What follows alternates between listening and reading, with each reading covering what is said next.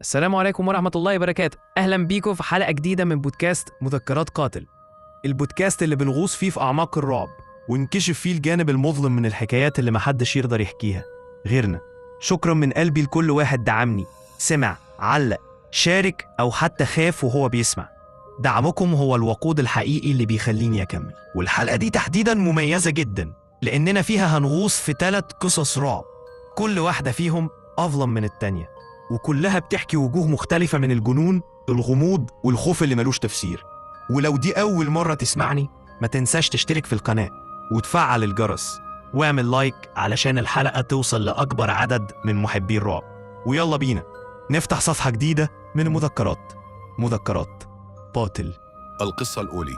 لم أكن أبحث عن الرعب، كنت أبحث فقط عن ثمن العشاء. هكذا بدأت حكايتي. أنا رامي، شاب أنهكته الديون، طاردته فواتير الكهرباء ورنات الهاتف التي تحمل دائما نفس الصوت. الدفعة متأخرة يا أستاذ رامي. عرض علي صديقي عملا مؤقتا، حراسة ليلية لقصر مهجور في أطراف المدينة، مرتب محترم، ليلة واحدة فقط، واللي ما يعرفش حاجة ما يشوفش حاجة. ضحكت يومها، كم كنت ساذجا. وصلت إلى القصر الساعة 9 مساء. باب خشبي ضخم وسور طويل يحيط ببناء تعلوه النوافذ المكسورة، كأنها أعين محطمة تراقب الداخل بصمت. دخلت وكان كل شيء صامتا بشكل غير مريح، حتى الصمت هنا له وزن. أضاءت كشافتي الطريق وأنا أتمتم: ليلة واحدة فقط ثم أعود إلى حياتي البائسة.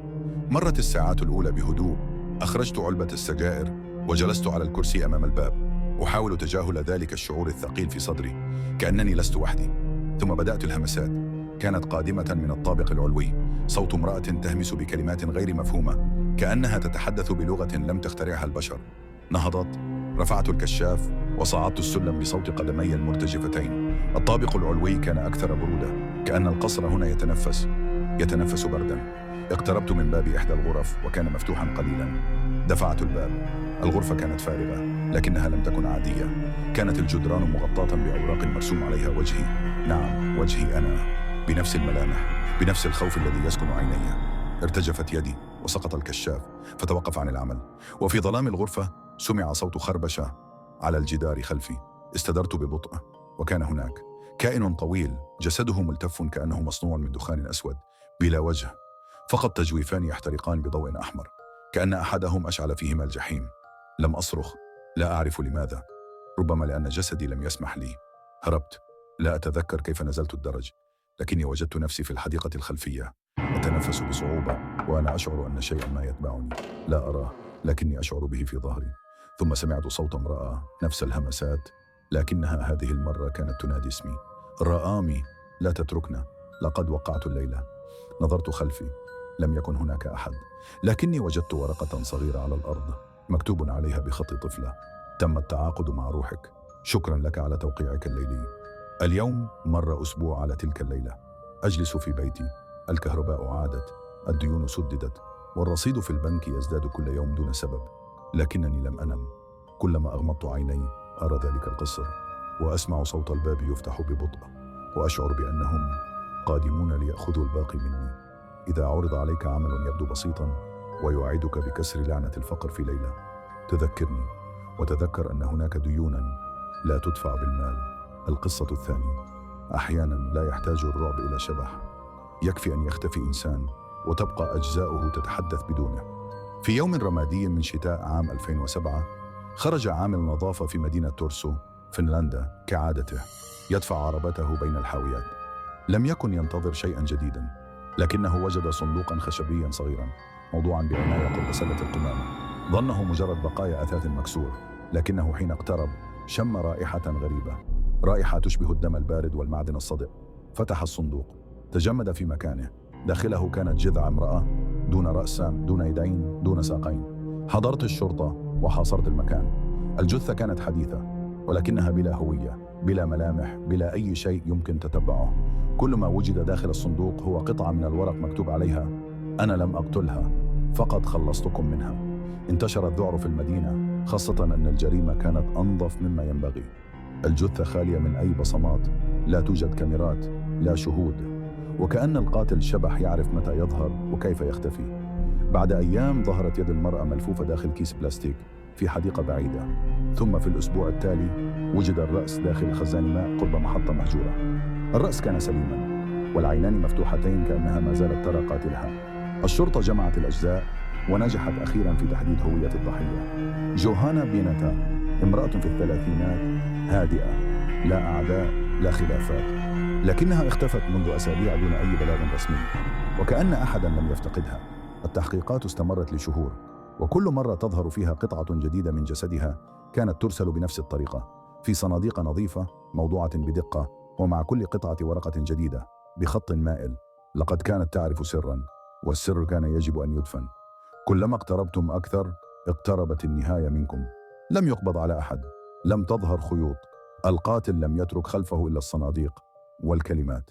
اليوم وبعد مرور أكثر من 15 عاما لا يزال اسم القاتل مجهولا، لكن الغريب حقا أن الشرطة بعد كل هذه السنين تلقت رسالة بالبريد، ورقة صفراء قديمة مكتوب عليها: كل قطعة من القصة وضعت أمامكم، لكنكم لم تنظروا داخل الصندوق الأخير، ولا أحد يعلم أين هو هذا الصندوق ولا ما الذي يحتويه. في عالم يمتلئ بالكاميرات والأقمار الصناعية، كيف يمكن لجريمة بهذه البشاعة أن تمر بلا أثر؟ ربما لم يغلق الملف أبداً، ربما القاتل لا يزال يكتب رسالته الأخيرة الآن، لكن بدم غيره. يختن القصة الثالثة. لم أكن وحيدا أبدا، كنت دائما محاطا بأصوات لا يسمعها أحد، وظلال لا يراها أحد، وقلوب لا تراني. اسمي خالد، شاب في أواخر العشرينات، أعيش وحدي في شقة صغيرة في الدور العلوي من مبنى قديم. لي عالمي الخاص، لا أخرج كثيرا ولا أحتاج لذلك، فالناس يأتون إلي دائما. أقربهم إلي كانت هالة، فتاة جميلة ترتدي الأبيض دائما، تضحك بصوت هادئ وتقول لي كل مساء: لا تقلق، أنا معك، لن يتركوك.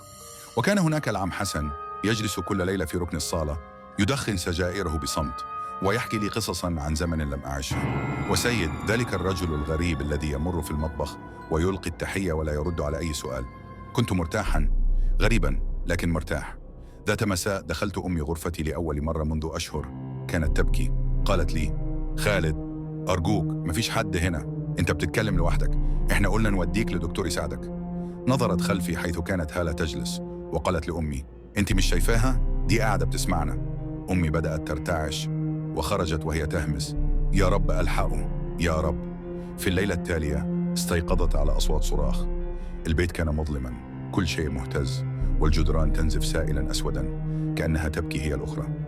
ظهر سيد، لكن هذه المرة اقترب مني وقال لأول مرة بصوت عميق: إحنا مش هنا، إحنا أنت.